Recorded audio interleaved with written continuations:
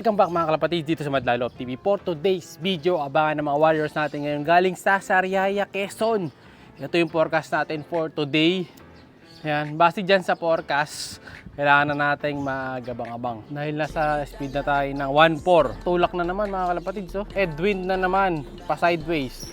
So, pabataan na naman yung mga ibon natin. Ayun, natin 19 km per hour. So time check 9:36 Sunday. Sino kaya mauna doon sa mga warriors natin? So 5 ibon natin dito, naka double entry lahat. So si 03, si puti na siga sa truck. Tapos si checkered, si off color, si tigas na one time pooling na dito sa club na to mga kalapatids. Naka isang pooling na dyan si tigas. Napakagaling ni tigas. May isa na siyang certificate na pooling winner. Number 8 nga lang siya. Pero halos dikit-dikit kami dyan hanggang number 5 eh. Kaya nag-expect tayo ngayon na siya ulit ang mauuna. Kasabay nung isa nating ibon na si 03. Ayun mga kalapatid, so nag-aabang na ng asawa niya yung white flight natin sa kabila. Ang inihintay niyan si 03. Yun yung motivation natin, papabilis sa kanya para pumasok. Nakita natin kung siya yung mauuna or kung si Boy Tigas pa rin. Ayan yung hangin, no? Kita-kita rin natin sa plug na ang ibon tulak. Kanina pa kami tumitingin mga kalapatid ko sa manggagaling yung kalapate. Kanina dito kami nakatingin sa left side ko. Pero ngayon dito na kami nag-aabang sa right side kasi nga tulak nga pala yung mga ibon. So maaaring lagpas ang mga warriors natin pagka dumating. Ayan, dito tayo mag-aabang. Dito na mismo sa tapat ng landing board. Ayan, dyan na tayo titingin-tingin. So possible dito na manggaling yung mga ibon natin. Ayan, sa tapat nito. Dahil lalagpas sila eh. Mayroon may nag-clock na isa eh. May makababy na. Yun nga siguro yun. Yung dumating na ibon kanina, malamang yun yung sa makababy kanina. Yung nag-iisa, kasi siya pala ang makababy. Yung isa hagunoy, tapos yung iba mga bataan na. Wala pa dumadaan marami, no?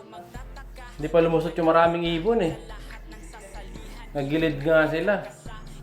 Kaya ang tingin ko, mauna pa ngayon si Tigas. Siya sa tingin ko ang unang ibon natin darating. Si Boy Tigas! Bababa na ako para mag-clock. Si Boy Tigas na to, mga kalapatids. Natulak na. Sana. Sana.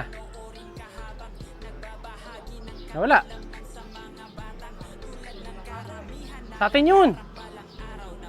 Ayan o, umiikot pa. Umiikot pa pala. Sino? Yung kapares, kapatid ni 04. Hindi daw si Tigas. Nandiyan lang yun. Patagal umiikot yan. Nawala. Ito, nasa taas, sa bubong. Ayan, tinutulak-tulak mga kalapatid. Dahil ano to, mahirap papasukin to eh. Dumadaan na yung marami. Pakalan, pumasok na yan. Ayan, naglalakad na siya. Sige, bababa na ako. Ito, nabibidyo. Ayun, tumunog na. Yung doorbell. Yun, pasok, chum! Yan yung ibon, kinukuha na ni Madla to. Para i-clock. Kunin ko na yung cellphone. 33660017. 1053. Yan, nakalak na natin 1053. 1 down, 4 to go. Nauna pa yung kapatid ni 04. Baka ni 03. Yung galing na. Ha? Oo. Lagpas nga. May mga dumaan na kanina dito. Siguro mga 6 yun. Sabay nung kanina. So, 5 pa. Wala pa si puti. Medyo matumal ang clocking ngayon. Pati sa buong club. Ang huli kong tingin, nasa wala pang 150 yung nag-clock out of 1,100 plus na ibon. So naubos din agad. Mula nung may nag-clock kanina, 20 minutes na eh. Tayo halos 5 minutes na wala nung nag-clock yung first bird natin. 1,000 speed pa tayo eh. Sa ibang area, pop 1 na rin speed, no? Mabagal ibon ngayon. So ano, lamang na kagad yung mga nakakalak na mataas. Umulan daw eh sa Sariaya. Comment down below kung umulan dyan sa mga araw na to. Sunday, kung umulan dyan. Kasi kanina dito sa amin, madaling araw umambon. Basa yung ano eh, tubig. Basa yung kapaligiran. So dito, ngayon, wala na ulan. Pero sa south nga daw, malakas. Kaya magandang ano ngayon, laban. Ganda lang nito, ubusan talaga ngayon. Swerte lang tayo, may isa na tayo, no, top 5. 4 pa. Tiwala ako uwi yun. Sana makompleto, huwag sana silang mawala, di ba? 0-3. Wala pa, no? Yung unang ibon natin. Yung kapatid niya nauna. Bumawi naman yung kapatid niya. Ito kalapati, oh. Kanina pa rumoronda to, nakakaloko to. Mga ronda boys, oh. Hindi na pa to rumoronda, eh. Kala ko sa amin, mga kapatid. Wala dumadaang ibon, eh, oh. Malinis. Wala din kasing araw, kaya nahihirapan sila. Nandun ang araw, oh.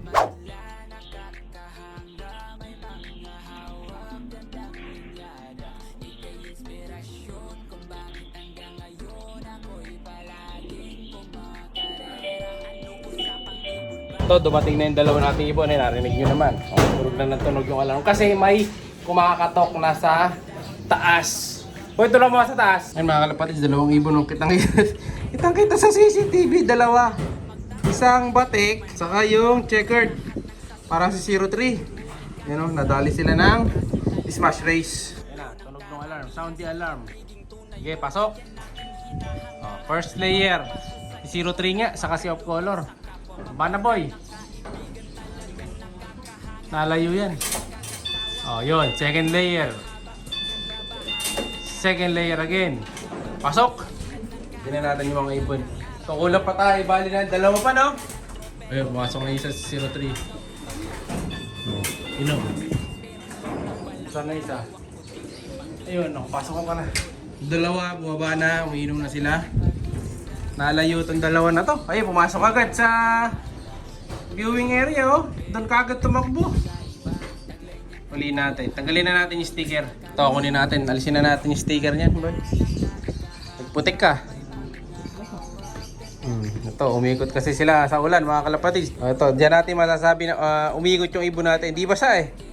Oh, kasi lahat ng dinaan na ito, puro ulan. So, nakauwi siya. Pero mukhang dumapo siya sa Tekpo. Okay naman ang katawan, buwang katawan, no? Tanggalin na natin sticker. Wala to, hindi natin makakalak late. So, naubos din yung ibon sa club. Out of 1,800, nag-lock lang. 900 lang yata. So, 50% ang wala sa mga ibon. Pero yung 50% na yun, uuwi pa yun. Late lang. Late lang, nagsiikot eh. Ayan, sige, yan. Tanggalin na natin. Tanggalin na natin. Tapos bibigyan na natin yung ideal. So si ano na lang, si Puti ang wala. Boy Tigas. Saka si Boy Tigas. Ito naman yung isang off color. Ayan. May entry ng off color category eh. Puti na hindi ako sumali. Eh, ba't ganyan yung tsura niyan? Kung kumain na tayo yan ah. Kumain ng Evax mga kalapatid.